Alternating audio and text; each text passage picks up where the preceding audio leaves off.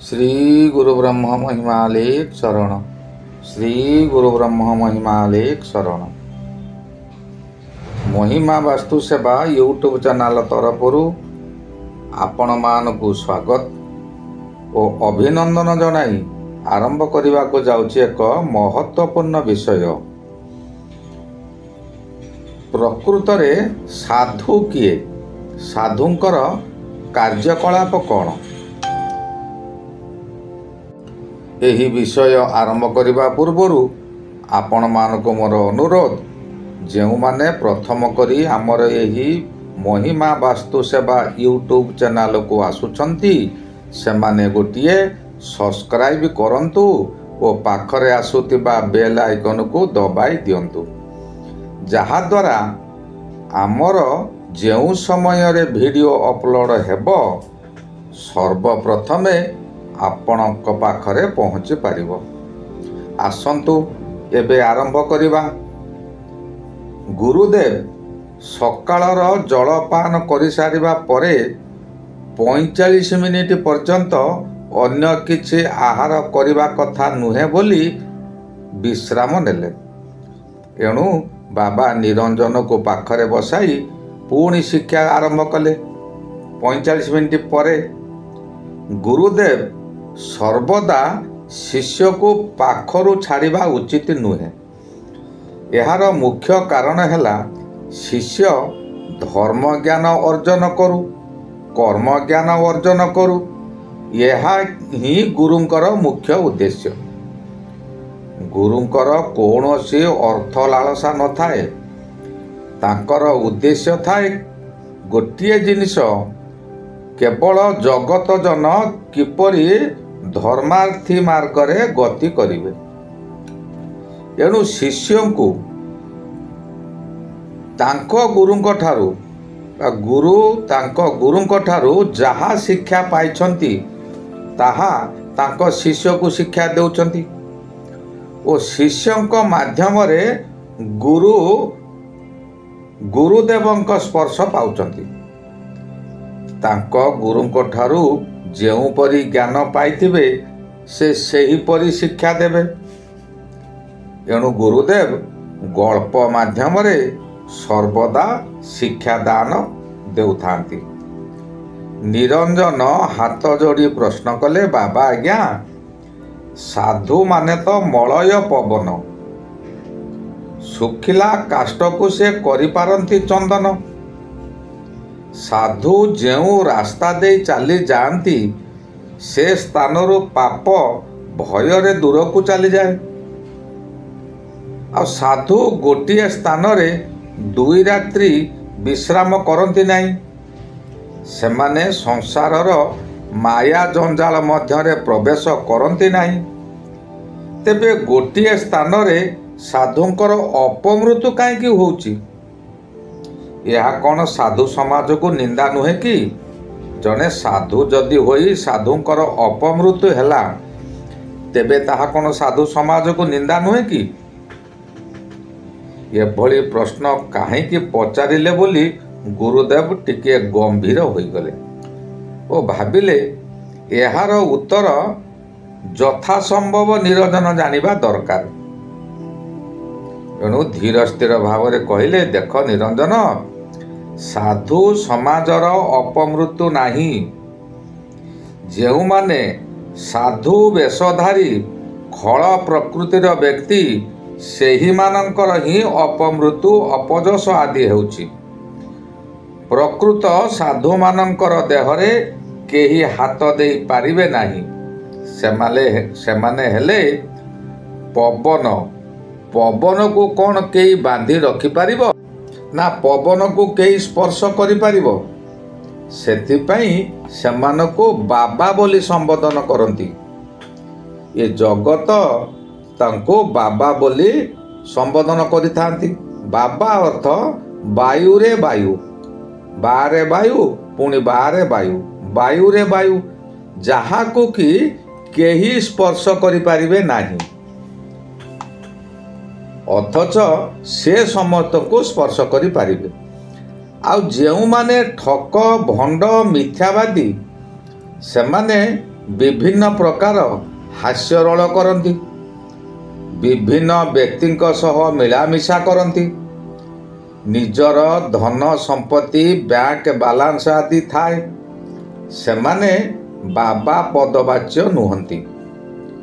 ବ୍ରହ୍ମ ଅବଧୂତ କରୁଣାକର ଦାସ ବାବା ତାଙ୍କ ରଚନାରେ ଏକ ଗଳ୍ପ ଲେଖିଛନ୍ତି। ସେହି ବିଷୟରେ ମୁଁ ତୁମ୍ଭ ପାଖରେ ବର୍ଣ୍ଣନା କରିବି। ତୁମ୍ଭେ ମନ ଦେଇ ଶୁଣିଲେ ସବୁ ଜାଣିପାରିବ। ଗୁରୁ ଶିଷ୍ୟ ପରମ୍ପରାରେ ଏବେ କଳଙ୍କ ଲାଗିଯାଉଛି। ତମେ ଜାଣିବ, ଜଣେ ପିତା ତାର ସନ୍ତାନକୁ ଗୁରୁଙ୍କ ନିକଟରେ ଛୋଟବେଳୁ ଛାଡ଼ିଥାନ୍ତି।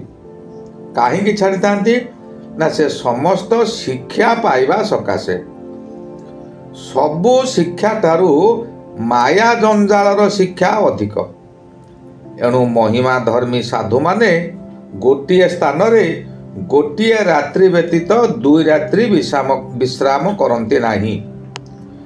ଯେଉଁଠାରେ 2-3 ଦିନ ରହିଯିବେ, ସେଠାକାର ଜନସମାଜ ପାଖରେ ମାୟା ଲାଗିଯିବ। ମାୟା ଜଞ୍ଜାଳରେ ସେମାନେ ଜଡ଼ିତ ହୋଇଯିବେ। ସାଧୁମାନେ କୌଣସି ମାୟା ଜଞ୍ଜାଳରେ ଜଡ଼ିତ ହେବା ଉଚିତ ନୁହେଁ। ନିରଞ୍ଜନ କହିଲେ, ଏବେ କ'ଣ ପ୍ରତ୍ୟେକ ସାଧୁ ଜଞ୍ଜାଳ ମୁକ୍ତ? ଗୁରୁଦେବ କହିଲେ, ଏବେ ସାଧୁମାନେ ଜଞ୍ଜାଳ ମୁକ୍ତ ନୁହନ୍ତି, ବରଂ ସଂସାରୀ ହେବାକୁ ଆଗ୍ରହୀ। ଏହା ସମ୍ପୂର୍ଣ୍ଣ ତାଙ୍କର ଭୁଲ ନୁହେଁ, ଭୁଲ ହେଉଛି ତାଙ୍କ ଗୁରୁଙ୍କର। ନିରଞ୍ଜନ କହିଲେ, ଗୁରୁଙ୍କର କିପରି ଭୁଲ ହେଲା? ଏମାନେ ଯଦି ଭୁଲ କରିବେ, ତେବେ ଗୁରୁଙ୍କର କାହିଁକି ଭୁଲ ହେବ? ଗୁରୁଦେବ କହିଲେ, ଏହା ଆଲୋଚନା କରିବାକୁ ବହୁ ସମୟ ନେବ। ଆମେ ଯେଉଁ ବିଷୟ ଆଲୋଚନା କରିବା କଥା, ସେ ବିଷୟରେ ଆଲୋଚନା କରିବା। ବ୍ରହ୍ମ ଅବଧୂତ କରୁଣାକର ବାବା ଗୋଟିଏ ବିଷୟ ସେ ତାଙ୍କ ପୁସ୍ତକରେ ଲେଖିଛନ୍ତି। ସେହି ବିଷୟଟିକୁ ଆମ୍ଭେ ତାଙ୍କ ପୁସ୍ତକରୁ ପଢ଼ିଥିଲୁ, ତାହା ବର୍ଣ୍ଣନା କରୁଛି। ଓଡ଼ିଶା ଏକ ଧର୍ମପରାୟଣ ରାଜ୍ୟ। ଏହି ରାଜ୍ୟରେ ସମସ୍ତ ପ୍ରକାର ଧର୍ମର ପ୍ରଚାରକମାନେ ଭ୍ରମଣ କରନ୍ତି। ପୂର୍ବରୁ ରାଜା ରାଜୁଡ଼ା ଅମଳ ଥିଲା। ରାଜା ମଧ୍ୟ ସାଧୁମାନଙ୍କ ସକାଶେ ଆଶ୍ରମ ତିଆରି କରୁଥିଲେ ଓ ସେହି ଆଶ୍ରମ ତିଆରି କରାଇ ସାଧୁମାନଙ୍କୁ ସେଠାରେ ରଖାଉଥିଲେ। ଓଡ଼ିଶାର ପଶ୍ଚିମ ଦିଗରେ ଗୋଟିଏ ରାଜ୍ୟ ଥିଲା। ସେ ରାଜ୍ୟରେ ଜଣେ ସାଧକ ନାମ୍ନୀ ରାଜା ଥିଲେ। ଜଣେ ରାଜା ଥିଲେ, ତାଙ୍କର ନାମ ଥିଲା ସାଧକ। ସେ ରାଜାଙ୍କର 2 ଗୋଟି ପତ୍ନୀ ଥିଲେ। ବଡ଼ ପତ୍ନୀଙ୍କର ନାମ ଥିଲା ଲୀଳାବତୀ ଓ ସାନ ପତ୍ନୀଙ୍କର ନାମ ଥିଲା ରତ୍ନାବତୀ। 2 ଜଣ ଦେଖିବାକୁ ଅତ୍ୟନ୍ତ ସୁନ୍ଦର, ରୂପବତୀ ଓ ଗୁଣବତୀ ମଧ୍ୟ ଥିଲେ। ଏବେ ସାଧୁଙ୍କ ବିଷୟରେ କହିବା। ସାଧୁ ଜଣକ ଥିଲେ ପର ଉପକାରୀ, ସର୍ବଦା ହସ ହସ ମୁହଁ। ଅଶ୍ୱିନୀ କୁମାରଙ୍କ ପରି ବନୌଷଧି ନେଇ ବଡ଼ ବଡ଼ ବ୍ୟାଧି ଭଲ କରିପାରୁଥିଲେ। ସେ ବିଭିନ୍ନ ଦିଗ ଭ୍ରମଣ କରୁଥିଲେ। ଓଡ଼ିଶାର ଉତ୍ତର, ପୂର୍ବ, ଦକ୍ଷିଣ ପ୍ରତ୍ୟେକ ଦିଗକୁ ସେ ବୁଲି ପାରୁଥିଲେ ଓ ପ୍ରତ୍ୟେକ ଦିଗ ବୁଲି ଚେରମୂଳି ସଂଗ୍ରହ କରୁଥିଲେ ଓ ସେହି ଚେରମୂଳି ଦ୍ୱାରା ବହୁ ଲୋକଙ୍କର ରୋଗ ଭଲ କରି ଦେଉଥିଲେ। ଯେଉଁଠାକୁ ସେ ଯାଉଥିଲେ, ସେଠାରେ ପ୍ରଶଂସା ମିଳୁଥିଲା। ସର୍ବଜନପ୍ରିୟ ଥିଲେ। ଥରେ ସାଧୁ ବାବା ସାଧବ ରାଜାଙ୍କ ରାଜ ଉଆସରେ ପହଞ୍ଚିଲେ। ମହାରାଜ ସାଧୁଙ୍କୁ ଦେଖି ନିଜକୁ ବଡ଼ ଭାଗ୍ୟବାନ ଭାବି ତାଙ୍କର ପାଦ ପୂଜା କଲେ। ସସମ୍ମାନରେ ଉଆସ ମଧ୍ୟକୁ ନେଇ ଏକ ଗମ୍ଭୀର ଗୃହ ମଧ୍ୟରେ ରଖାଇଲେ ଓ ସେଠାରେ ସାନ ରାଣୀକୁ ଡକାଇ ତାଙ୍କ ସେବାରେ ନିୟୋଜିତ କରାଇଲେ। ରତ୍ନାବତୀ ଆଦେଶ ପାଳନ କଲେ। ସାଧୁ ବାବାଙ୍କ କଥା ଅକ୍ଷରେ ଅକ୍ଷରେ ପାଳନ କରିବାକୁ ମହାରାଜ ସାନ ରାଣୀକୁ ନିର୍ଦ୍ଦେଶ ଦେଲେ ଯେ ତାଙ୍କର ଯେପରି କୌଣସି ବାକ୍ୟକୁ ତମେ ଅମାନ୍ୟ କରିବ ନାହିଁ। ଉପଯୁକ୍ତ ସମୟରେ ତାଙ୍କର ଖାଦ୍ୟ ପାନୀୟ ତାଙ୍କୁ ଦେଉଥିବ। ସାଧୁଙ୍କ ମନରେ କେବେ ହେଲେ କଷ୍ଟ ଦେବ ନାହିଁ। ବଡ଼ ରାଣୀ ଲୀଳାବତୀକୁ କହିଲେ, ଆମ୍ଭେ ଅନ୍ୟ କରଦ ରାଜାମାନଙ୍କ ନିକଟକୁ ଯାଉଛୁ।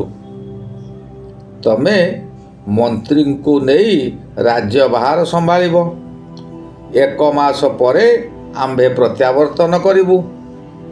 ରତ୍ନାବତୀ କେବଳ ସାଧୁଙ୍କ ସେବାରେ ନିୟୋଜିତ ରହିବେ ଆଉ ତୁମ୍ଭେ ରାଜ୍ୟଭାର ଗ୍ରହଣ କରିବ। ଏହା କହି ସେ କିଛି ତାଙ୍କର ବିଶ୍ୱସ୍ତ କର୍ମଚାରୀମାନଙ୍କୁ ସାଙ୍ଗରେ ଧରି ଅନ୍ୟ ରାଜ୍ୟକୁ ଗମନ କଲେ। ଗୁରୁଦେବ କହିଲେ, ଏବେ ଏହିଠାରେ ଥାଉ। ସମୟ ହୋଇଗଲାଣି। ଚାଲ ଜଳ ଭିକ୍ଷା କରିବା। ଜଳ ଭିକ୍ଷା କରିସାରିବା ପରେ ଅବଶିଷ୍ଟ ବିଷୟରେ ମୁଁ ତମକୁ ଅବଗତ କରାଇବି। ଉଠ, ପାଣି ପତ୍ର ଯୋଗାଡ଼ କର, ଠୋଲି ମାର। ସେତେବେଳକୁ ଆଶ୍ରମରେ ଯେତେ ଭକ୍ତମାନେ ଥିଲେ ସମସ୍ତେ ବାବାଙ୍କ ପାଖରେ ବସି ଗଳ୍ପ ଶୁଣୁଥିଲେ। ଗଳ୍ପ ଅଧାରୁ ରହିଲା। ସମସ୍ତଙ୍କର ମନ ଟିକେ ଖଟାଳିଆ ଲାଗିଲା। ଯାହା ହେଉ ବାବା ଯେତେବେଳେ ଉଠୁଛନ୍ତି ସମସ୍ତେ ଉଠିଲେ, ଜଳ ଭିକ୍ଷା ସକାଶେ ଯୋଗାଡ଼ କଲେ। ବାବା ପରମବ୍ରହ୍ମଙ୍କୁ ଜଗତ ଜନଙ୍କର ମଙ୍ଗଳ ନିମନ୍ତେ ଡାକ ଦେଇ ଉଠିଲେ। ଶ୍ରୀ ଗୁରୁ ବ୍ରହ୍ମ ମହିମା ଅଲେଖ।